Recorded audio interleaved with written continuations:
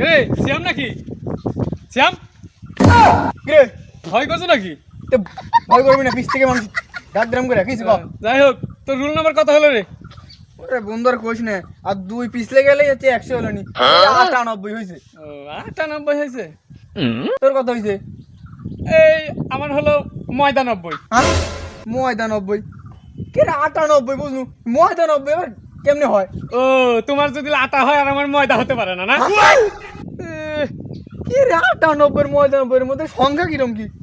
এই আমার হচ্ছে 98, তোর 99 হয় কি করে? কে তোর আটা হলে আমার ময়দা হলে তোর সমস্যা কি? আরে ভাই তুই যাতো ভাই যাতো, এমনি মাথা নষ্ট।